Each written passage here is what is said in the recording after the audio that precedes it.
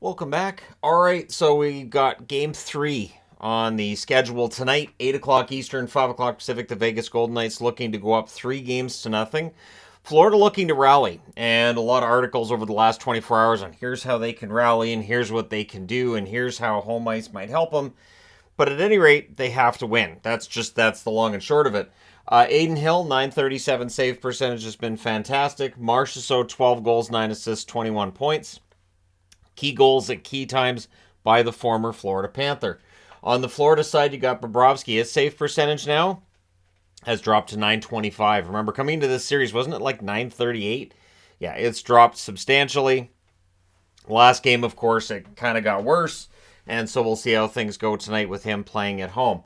Sam Bennett, 4 goals, 8 assists, 12 points. I have Bennett on the board because of the Maurice comment underneath. So we'll come back to Bennett. Radko Gudas will play tonight. I have no idea how much he's going to play, how healthy he is, but if Gudas can skate, he'll play. And Paul Maurice is saying that his team's hitting too much. I totally get what he's saying.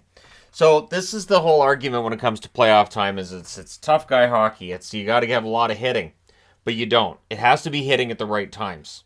And I will agree with him that I think there's been times where players are throwing hits that they normally wouldn't. I think they're being caught out of position.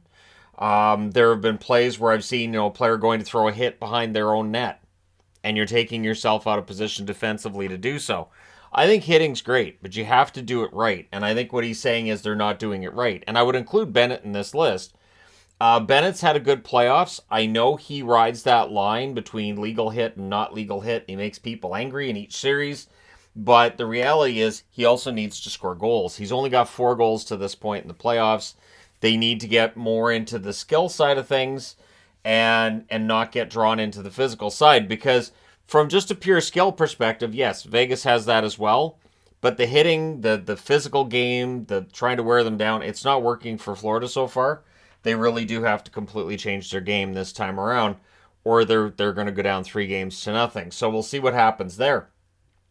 So Dallas today, Jim Nill meeting with the media, talking to the media about how things went in the playoffs and all that fun stuff, and revealing that Dodonov was out with a grade 2 MCL sprain, and it's unlikely he would have played in the final if the Dallas Stars had made it to the Stanley Cup final. Hakanpää is having off-season knee surgery, and he was dealing with a back problem in the playoffs as well. So he also says there were various other injuries that players were dealing with during this run for Dallas. Guys dealing with rib injuries, back injuries, knees, that kind of thing. So it's your standard guys are beat up at this time of year. If you get all the way to the Stanley Cup final, a lot of ice packs during and after games, I would think. And we'll find out what Florida and Vegas deals with and has been dealing with in terms of their injuries once the playoffs are done. It could be in 2 games, but if you're a Florida fan, you want it to at least go the next 4 games as well. We'll see what happens. Yesterday as well, after the other news video that I had done, Darren Pang has jumped ship.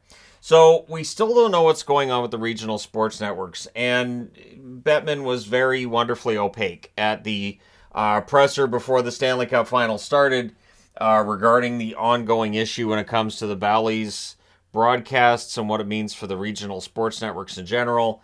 And so Pang jumps over to Chicago's broadcast, which was ranked worst. I believe it was 32nd out of 32 on the rankings for The Athletic, which I didn't really think their broadcasts this year were bad per se, but it's a learning curve. And when there's major changes with who's in the booth, you're going to have that learning curve. Adding Pang will make that broadcast better. And it's something St. Louis is going to miss. They're going to miss Panger. But, of course, Darren Pang does have a history with the Chicago Blackhawks. He did play for the Chicago Blackhawks. And so that's where he's headed. It's going to be weird to hear him on Chicago broadcasts, but it'll likely make them more enjoyable to watch for me as well as for Chicago fans.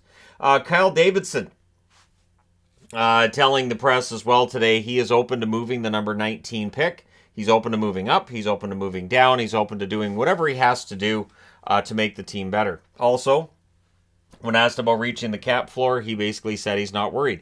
And he shouldn't be. There are a lot of bad contracts in the NHL, and if he says, hey, I'm willing to take on a bad contract, you have to throw me a good draft pick along with it, his phone will ring. So, yeah, Davidson not worried about reaching the cap floor, and I don't see any reason he would be worried about it.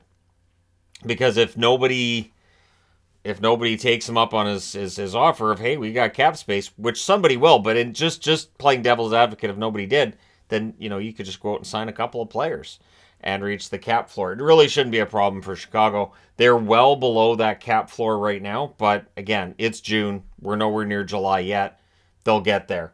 Now, it's not just Stanley Cup final tonight. It is also a Calder Cup final night tonight. It is Game 1. The Coachella Valley Firebirds at home against the Hershey Bears. Game 1 tonight, and Game 2 will also be in Coachella Valley before 3, 4, and 5 go to Hershey, and then 6 and 7, if needed, would be in Coachella Valley. The Firebirds were second overall during the regular season. The Bears were fourth overall during the regular season. Both very good teams in their own right, and we'll see how things go with that one. I would say let me know your prediction. I mean, you can. Normally we just do the predictions for the NHL, but sure, you can. And who knows, maybe I expand my AHL coverage next year. We'll see. But at any rate, here's to the Firebirds and the Bears, and hope they have a great series. I'm kind of hoping it goes 7, but we'll see. And if it does, and if I'm able to track down streams and everything for it, who knows, maybe I'll review a Calder Cup game as well. All right, let me know your thoughts in the comment section below as always. Don't forget to hit like and subscribe if you're browsing your way through. You just happened upon this video. Thank you guys so much for watching, for all your support. I will talk to you again soon.